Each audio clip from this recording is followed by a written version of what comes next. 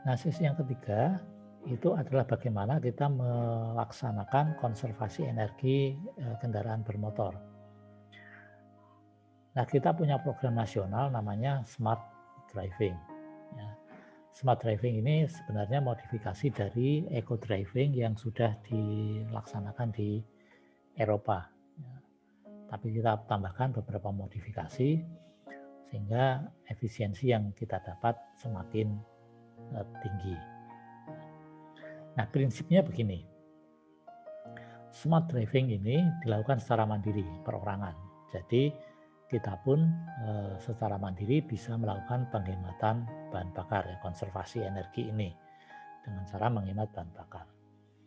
Yang kedua itu dilakukan perorangan, ya, dengan dukungan institusi atau perusahaan. Misalnya perusahaan bis.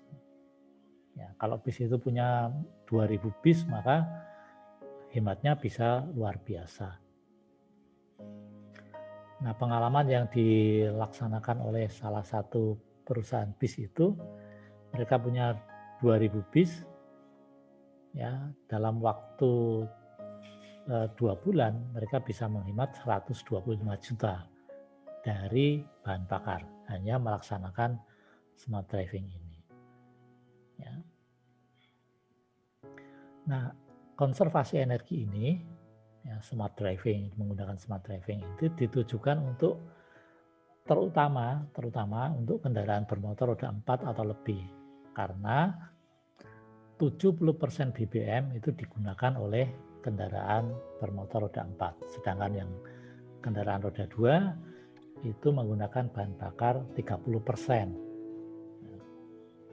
Tetapi meskipun 30%, ya, kendaraan roda 2 kalau bisa dihemat lumayan tadi, karena tadi bisa sudah dijelaskan di sesi sebelumnya, kalau belanja rumah tangga itu antara 10 sampai 20% sampai 40% itu adalah belanja rumah tangga digunakan untuk beli BBM.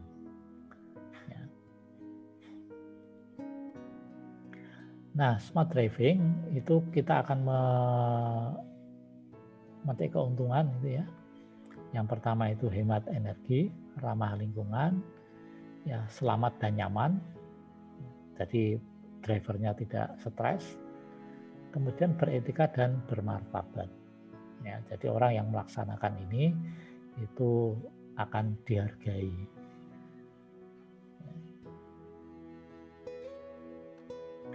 Keuntungannya ini, jadi di smart driving ini bahan bakarnya lebih hemat, kemudian drivernya dan penumpangnya lebih nyaman, bisingnya turun, ya, karena RPM-nya rendah, nanti mengurangi stres, ya, pengemudi, sehingga tingkat keselamatannya lebih tinggi, mengurangi emisi dan suku cadangnya lebih awet, ya, dan mengurangi angka kecelakaan.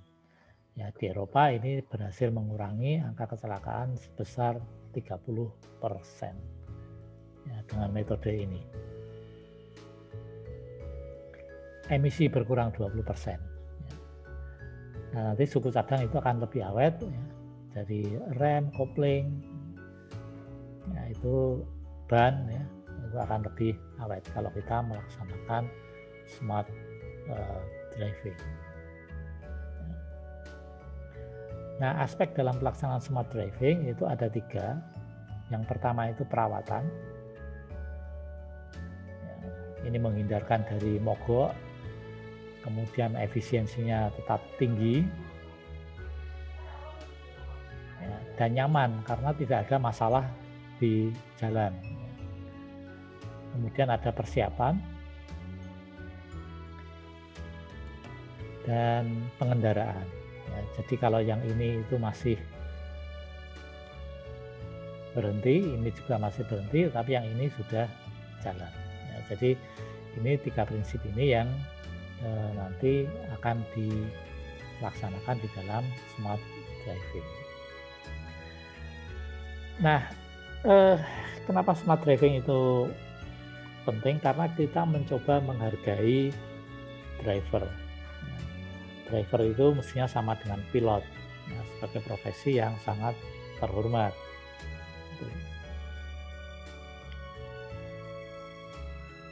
Ya, jadi perilakunya mesti sama dengan pilot.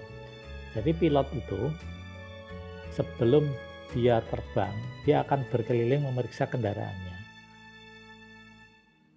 ya, memeriksa pesawat, dan dia tidak akan menandatangani formulir perawatan kalau dia tidak yakin semuanya beres. Nah, driver pun mestinya juga punya prosedur yang sama.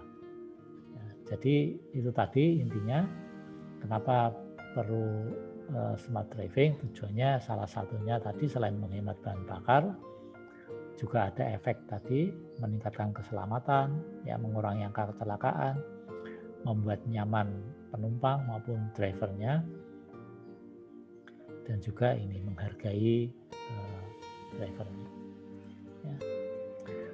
Oke, nanti pada sesi keempat kita akan masuk ke metodenya. Bagaimana kita melaksanakan smart driving, prosedurnya seperti apa. Ya.